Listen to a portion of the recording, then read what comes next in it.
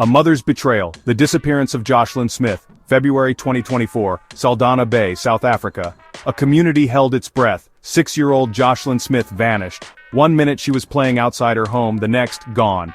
Her mother, Kelly Smith, frantic. Tears streamed down her face as she pleaded for her daughter's safe return. The community rallied. Search parties scoured the area. Hope dwindled with each passing day. Weeks turned into months. The weight of Joshlin's absence pressed heavy on Saldanha Bay. The laughter of children playing seemed distant, replaced by a chilling silence. A silence filled with unanswered questions. Where was Joshlin? Had someone taken her? The thought sent shivers down the spines of every parent. Then, a chilling discovery. A neighbor, Laurentia Lombard, came forward. She revealed a disturbing conversation with Kelly, a mother's confession. Kelly had admitted to selling Joshlin, sold her to a traditional healer, a Sangoma. For what? Her eyes, her skin. The news spread through the community like wildfire. Disbelief, anger, betrayal. How could a mother do such a thing? The investigation intensified. The focus shifted. From a missing child to a mother suspected of the unthinkable. The arrest sent shockwaves through Saldanha Bay. Kelly Smith, Jacanapolis, and Steveno Van Ryn were charged with kidnapping and trafficking. The community grappled with the horrifying accusations. Hope for Joshlin's safe return morphed into a desperate plea for justice. Whispers and Testimony, Unraveling the Truth in Court, March 2025. A year had passed. The trial began at Saldanha's Multipurpose Center. The eyes of the nation were watching. Judge Nathan Erasmus presided over a courtroom thick with tension. The prosecution laid out their case, a story of greed, desperation, and unspeakable cruelty. They called their witnesses. Each testimony added another layer to the grim narrative. Laurentia Lombard took the stand. Her voice shook as she recounted Kelly's chilling confession. She described a mother driven by desperation, willing to sell her own flesh and blood. The courtroom listened, captivated and horrified. A local pastor testified next. He revealed conversations he had with Kelly, conversations about selling her children, for as little as $275, a price tag on a child's life. The weight of his words hung heavy in the air. Joshlin's teacher painted a picture of a bright, bubbly child, a stark contrast to the grim reality of her disappearance. She testified about Kelly's lies, claims that Joshlin was on a ship to West Africa, lies designed to cover up a horrifying truth. The defense fought back. They attempted to discredit Lombard, questioning her motives, her credibility, but the weight of the evidence was overwhelming. The prosecution had woven a compelling narrative.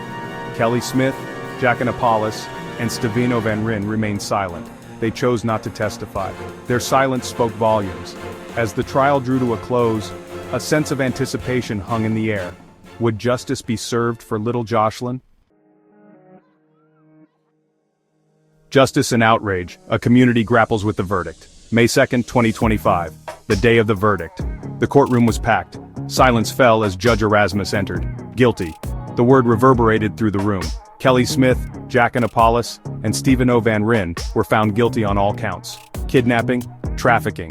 Their callous actions had shattered a community and stolen the innocence of a child. Gasps filled the courtroom. Tears streamed down the faces of those who had prayed for this day, a sense of relief mixed with sorrow.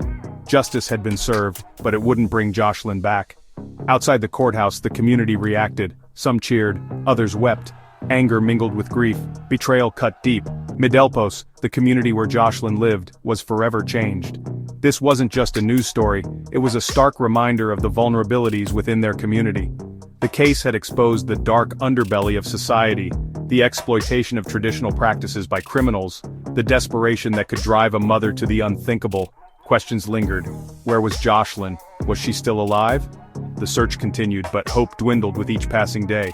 The case had ignited a national conversation about child safety, about poverty, about the need to protect the most vulnerable members of society. Scars on a nation, lessons learned, and the fight for child safety. The courtroom had witnessed raw emotion throughout the trial. Kelly Smith's tears, a mixture of guilt and despair. Van Ryn's chilling smile upon hearing the guilty verdict, a stark reminder of the depravity of their crimes. But amidst the horror, there were glimmers of hope. The community's unwavering support for Joshlin, the tireless efforts of law enforcement, the determination to bring her abductors to justice. Joshlin's case served as a wake-up call for South Africa. It highlighted the need for greater vigilance, for stronger child protection measures, for addressing the root causes of poverty and desperation. The scars of Joshlin's disappearance ran deep, a constant reminder of the fragility of life, the darkness that can lurk beneath the surface. Yet even in the face of tragedy, the community found strength. They came together to support one another, to demand justice for Joshlin, to fight for a safer future for all children. The fight for Joshlin Smith was far from over. It was a fight for justice, a fight for awareness, a fight to ensure that no other child would have to endure such a horrific fate.